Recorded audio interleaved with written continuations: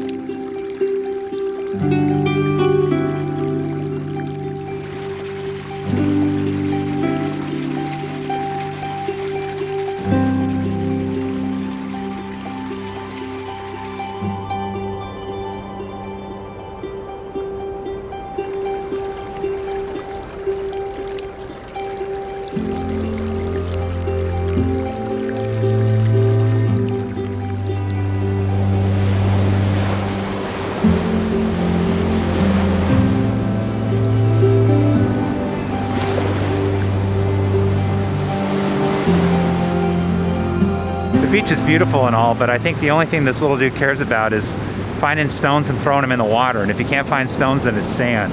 Literally, it's an obsession at this point. There's nothing else that he wants to do.